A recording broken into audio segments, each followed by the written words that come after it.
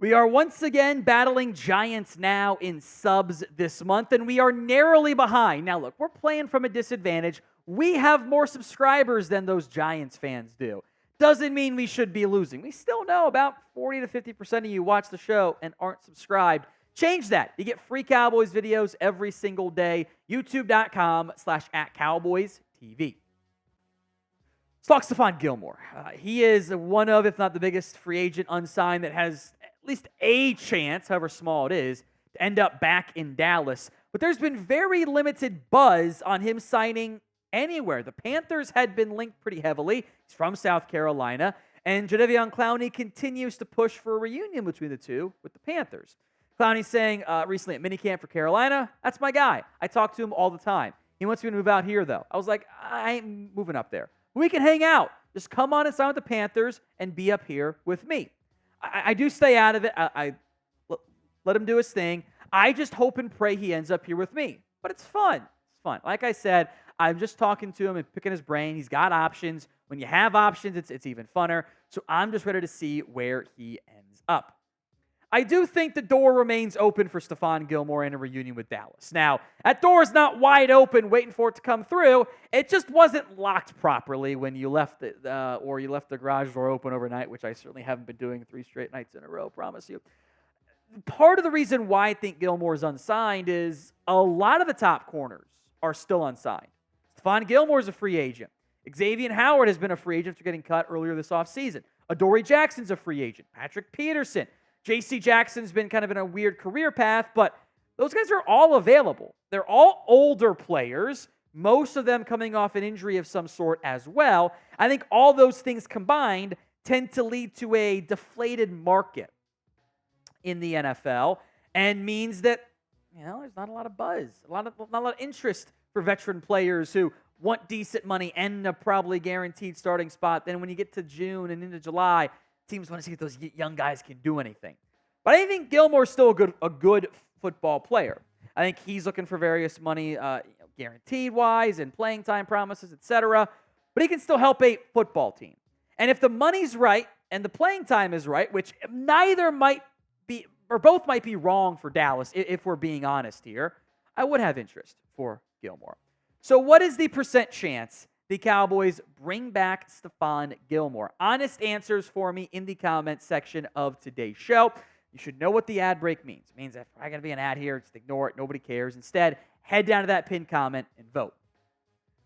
Sticking with the cornerback conversation, USA Today mentioned a possible breakout season for second-year corner Eric Scott, the 6th-round pick last year. It would be a good thing if Eric Scott had a breakout season. He didn't play at all as a first-year player. He was a redshirt season after playing inconsistently in the preseason. Was targeted 10 times in coverage, allowed 7 catches for 126 yards.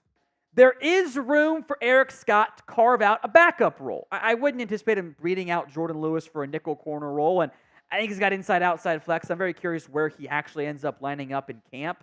Because figuring out that number 2 nickel, if it's not Deron Bland, I think is something that has to be sorted and vetted through right there. So despite there being as high as CB4 for Scott in terms of the range of outcomes, there's also, he gets cut on the range of outcomes. I think he's in a make-or-break season. Dallas, historically speaking, tries really hard to get especially their first-year players, but their second-year guys too, on the 53-man rosters because they like their guys. But it's a new regime in town. Mike Zimmer goes, this guy's not good, I can't play with him. It's not like he was the one who put draft stock into him. So I don't think Eric Scott is truly guaranteed a roster spot. I think there is a scenario that exists in which Scott, says, the Cowboys go, that's fine, we're just going to move on from him and we'll cut him, or maybe offer up to the Commanders for a day 3 comp pick right there. A big preseason, I think, is what we're searching for, in training camp too, of course, for Scott from all different parties involved. We'll talk running back here in a minute, but the Ezekiel Elliott rookie jersey is available. Go to chatsports.com/Zeke15 jersey. We'll see how long the sale lasts. It was on sale when I checked it earlier this afternoon, so get yours today.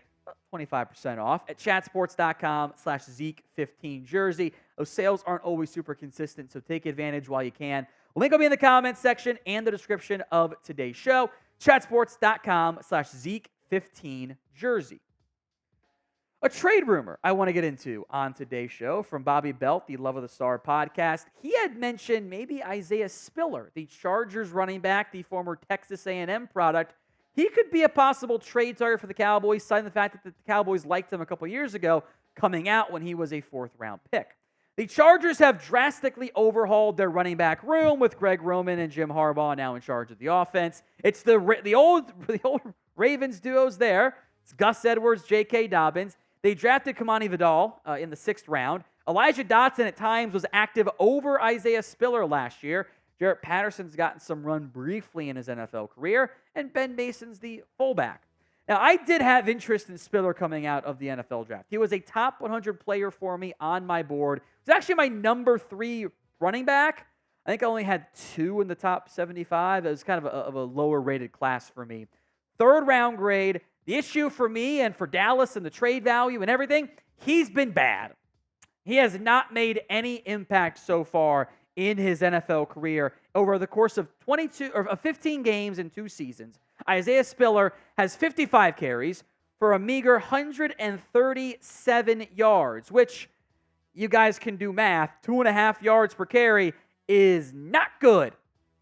Not good at all. Which is kind of wild because he was a 5+ per carry back at Texas A&M. He did not test well. And I think that has been a very... There was a point when Isaiah Spiller was in the RB1 conversation coming out of A&M. 3 years, nearly 1,000 yards. He didn't fumble at all in his final season. And then he struggled. His testing was bad. 4.6, 4.3, 40. It was sub-5 in his relative athletic score. And I think the disappointing athletic testing, a big reason why he did not end up as RB1 for me, and why he's been a disappointment so far in the NFL. But he's not going to cost you much in a trade. In fact, it might be a conditional pick depending on when you do it, if he even plays for you. And the Chargers just get out of the, they save a little bit of money in the process, right? Every single running back that's available is at least worth having a conversation about, because this is a bad backfield. Elliott's getting paid the most guaranteed money. Rico Dowdle, Deuce Vaughn, Royce Freeman, Malik Davis. It's not a great group of players. A lot of these guys are either later round picks. They've been on multiple teams. They were UDFAs. It's just not a good group. But Isaiah Spiller might not make it an upgrade. So would you trade for him? It's one of those, I'm fine if they do, but I'm not, clamoring for them to go get it done. Would you trade for Spiller? Y for yes, N for no in the comments section.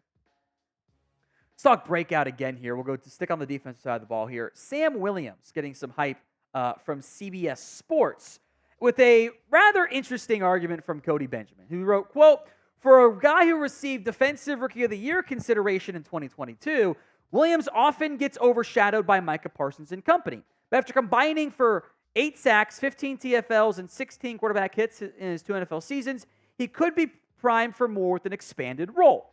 So I do think there's some truth to this. Now, the Defensive Rookie of the Year consideration part was true by technicality. He got a 3rd-place vote. And if we're being honest, it should have been Sauce Gardner, Hutchinson, Tariq Woolen as the top 3. I don't really think that was fair. I don't think Sam Williams was ever really in the Defensive Rookie of the Year conversation, even if there were some intriguing plays. I also would point out he's not just in a breakout season, he's kind of in a make or break season. So are you buying, or at least hoping for, a potential breakout season from the 3rd-year pass rusher? B for your buy-in, S for you are selling. Look, if you want to buy it, sure, go for it. I'm also buying it's kind of a make or break year for Sam Williams. And Mike Zimmer is going to make or break him. Williams has to mature. That's been said by many who know what they're talking about around him there. He's got to be more productive than what he was last season. He's got to not make the boneheaded mistakes on and off the field, if we're being honest. 8 penalties. You know what puts you in Zim's doghouse real quick? Boneheaded penalties. A lot of those penalties were dumb by Sam Williams. Pressure rate dropped last year, but there is a path to playing time. In fact, there's a path to a lot of playing time and a lot of impact for Sam Williams. There's Micah Parsons, Tank Lawrence, Marshawn Nealon. Junior Fehoko is getting some DEDT run. This is a prime opportunity for Sam Williams to showcase what he's able to do and take a massive step forward. And I hope he does. The chance is there. It could also go the other way in the end.